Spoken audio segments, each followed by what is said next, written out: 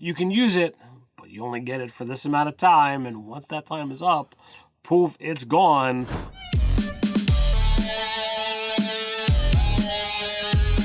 I'm Nerdarchy Ted. I'm Nerdarchy Dave. Welcome to Nerdarchy. For nerds, by nerds. All right, so what are we talking about today, Dave? All right, so the forgotten magic item, we kind of allude to it a little bit in the thumbnail, but charms, right? And they're often overlooked.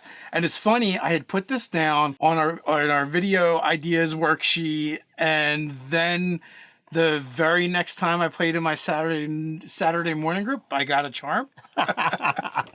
Well, that's pretty amusing because for the most part, like, I feel like it's a separate section of the DMG. It doesn't talk about, oh, well, charms are another magic item. It's in, like, the other rewards. Yeah. So, you know, like you said, charms are, like, in their own section. They're separate from all the other magic items, which makes them much harder to remember to use as GMs. And they very much work like magic items, but they're, I guess, not really magic items, but they are magic items? I don't know.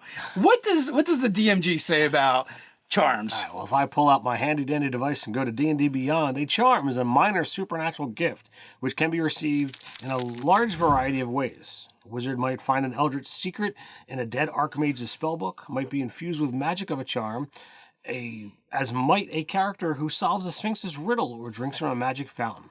Legendary creatures such as ancient gold dragons and unicorns sometimes grace their allies with charms, and some explorers find themselves bearing the magic of a charm after discovering a long-lost location that is drenched in primeval magic. Some charms can be used only once, others can be used a specific number of times before vanishing. If a charm lets you cast a spell, you are able to do so without spending a spell slot or providing any components. In any case, a charm can't be used in the area created by an anti-magic field or similar effect, and a charm's effects are susceptible to dispel magic and the like. But the charm itself can't be removed from a creature by anything sort of divine intervention or a wish spell. And there are examples of 7 different charms that they gave here, and they say you can use these things as an example to go in, build your own charms, should you so desire. So, I guess the reason the charms aren't really in with the rest of the magic items is because it's not necessarily an item per se, or it's an item, but once you get the item, the charm is bestowed upon you until you use it. Right.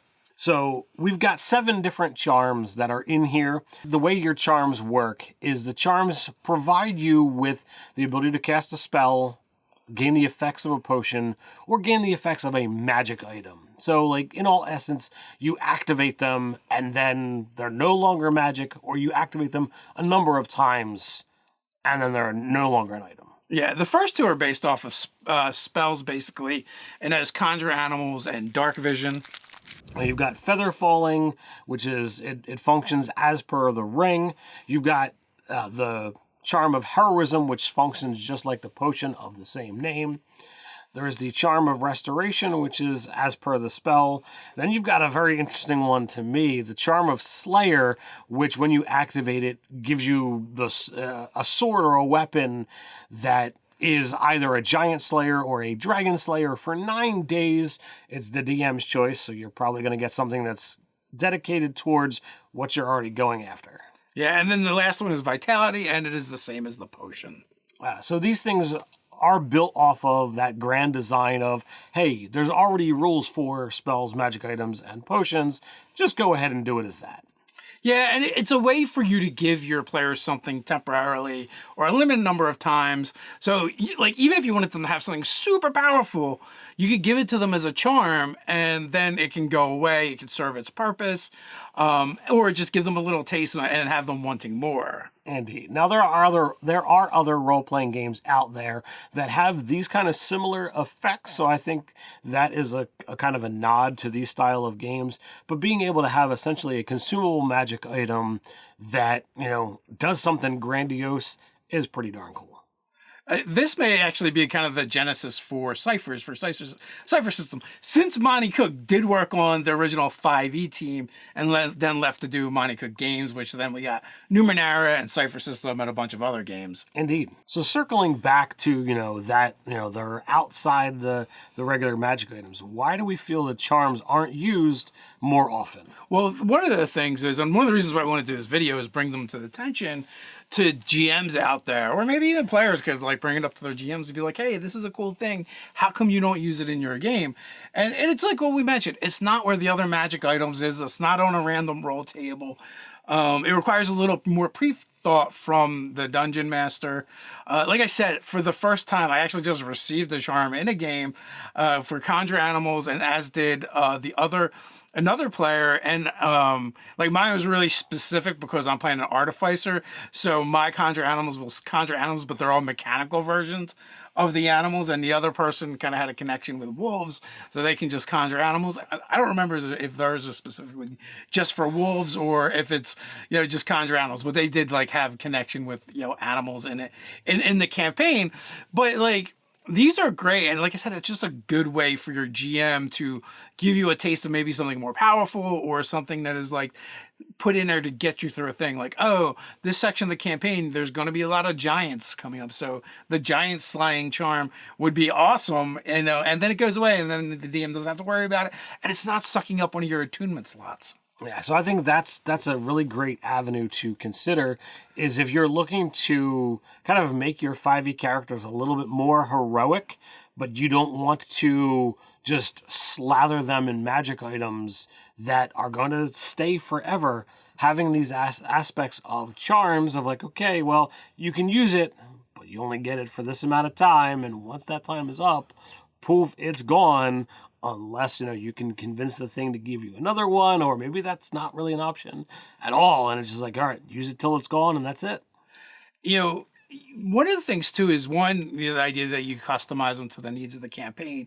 But two, the other thing, I like the idea of having powerful creatures and NPCs in the game that will then bestow these charms upon the characters, or they find them as a very specific reward. If it's someone they encounter and they give them the charm, like, I think that just goes to show how powerful that entity or that being is. That like, boom, they give you this magic that you can just later use when you need to. And like, you can also be a little more insidious about it. Like, maybe they have ulterior motives. Maybe they're not as good as you think they are. And maybe their charms are addictive, right? So it has you going back to get more and more of them, and you could actually use maybe some of the other rules, some optional rules in the DMG, of things that might happen if you don't get them. You start going through magical withdrawal. So like, as you're talking, like, I'm definitely getting inspired. So like, first off, what kind of creatures are powerful and would give things to you in kind of hopes to get this kind of reaction. So my absolute go-to for that would be hags. So like, what if you encounter a hag that you might not realize is a hag, and the first time that you do something and you help them out, they might have set up the situation that's like, they don't really need your help, but well, you helped me out, so let me do this thing, and they pull the pin off their shirt and they give it to you. The actual item they're giving you isn't really the item.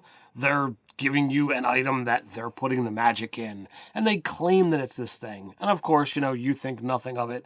And then you find out, oh, wow, this woman was carrying this thing that's really cool. I'll save it for a thing. You use it, and you eventually encounter them again, and it's another situation that they have set up that you might be able to help them out, and they again give you something, and you start getting this feeling of wow, that was a really great sensation. Go ahead and make a wisdom saving throw. It's like, what oh crap. And you could kind of build on that addiction, and that could lead to whether you want to go with the stress mechanic or the madness mechanic. If you're not getting these things and you get that itch, oh man, I really want to get another one of those things. You need another fix. You need another fix. And, that could be a really compelling way to keep introducing this fun NPC, these cool items, and a little character quirk at the same time. Now, I will say that the charm section from the DMG kind of inspired us to make our own magic item versions of charms. So we incorporated charms into our Mageforge Kickstarter that we're now accepting pre-orders for. So if you want to jump down to the description or check out this card up above here, you can be able to get access to the Kickstarter package, this exclusive set of magic item cards that we're putting out there. It's 250 tarot-sized magic item cards that are going to have unique art for every single item, as well as things from our own games, our own products, and inspired by a variety of games that we have been in. Yeah, so from that, we will put the link in the card up here and down in the description, but from that, what we came up with is our own version of charms. Now, the Mageforge itself incorporates 14 new charms that we came up with, and actually, I'm going to use our cheat sheet here and just read it, because I don't have it memorized, folks, sorry. Items of power infused with magical energy, charms can take a variety of forms from articles of clothing to pieces of jewelry. Charms are consumable magic items. Any creature holding or wearing the item can use an action to activate the magic of the charm. Once activated, the charm takes effect immediately and lasts until the next sunrise, unless otherwise noted. The item then becomes a non-magical object. So it basically gives you a magic item for a while that you get to use for basically a day, and then it's consumed, it's gone. And also, like, the way most of them tend to be wondrous items, but they, like the way we use charms, it could be anything that becomes a temporary magic item. Now, we each picked our favorite from the 14, and I went with the Charm of Fortitude, which is rare, and it's considered a wondrous item. While you wear this bracelet of troll hair, as a reaction when you take damage, you can spend your hit dice to recover hit points. In addition, you can use your action to regenerate damaged body parts and any conditions you have gained from the damage. So my favorite was the Charm of Unchained. This is also a wondrous item, uncommon. While you wear this broken silver locket, you are immune to the grappled, restrained, and paralyzed conditions. You're immune to any spells or magical abilities that would imprison, banish, teleport, move, or reduce your physical speed. So my thought pattern here is, like, there are so many things that are great in a tactical situation. And if you're in treacherous terrain, there's some kind of hazard, you could just be like, no, I got this. And, you can go through the mountainside, you can, dance near the lava pit, and no one's tactical abilities are going to shift you around. You just kind of shunt off all grapple checks without any kind of, issue. I think that would make for some superb, memorable storytelling for that particular character. Yeah, well, I'm partial to the Charm of Fortitude only because it does one of the things that I feel like Nerdarchy was one of the forerunners in doing, and that was using hit dice for things other than just the short rest mechanic and expending them. Now, now they're starting to do it in standard 5e products, but we've been doing it for years. We even have our own product about it, and we incorporate it into our own subclasses, magic items, and stuff like that whenever we can, because we feel like it's a great mechanic that was being underutilized. I completely agree from that standpoint as well. Hit Dice to Heroics over on the website is a fabulous product. So much so that we are considering, doing a second edition of that, not revising what's there, but looking at some more things and then expanding upon it to incorporate monsters that affect hit dice, magic items that affect hit dice. I think that could be a way to further expand upon an already great product. Question is, do you use charms in your games? Maybe everyone's using them. We just missed the boat on the charms. Let us know what's your favorite that you've seen, or how are you thinking about using them as a DM now? You can leave your thoughts and ideas down in the comments below and share with the Nerdarchy community. While you're down there, don't forget to do all those fun things like share, subscribe, click on that notification bell. You know the drill. Quick reminder, Mondays, Wednesdays, and Fridays, we drop new videos here on the channel, so come on back. Can't wait till then. No worries, we've got you covered. There's a card up here that you can check out where we create another magic item, crafting the glaive of wizardry for 5e. So until next time, stay nerdy.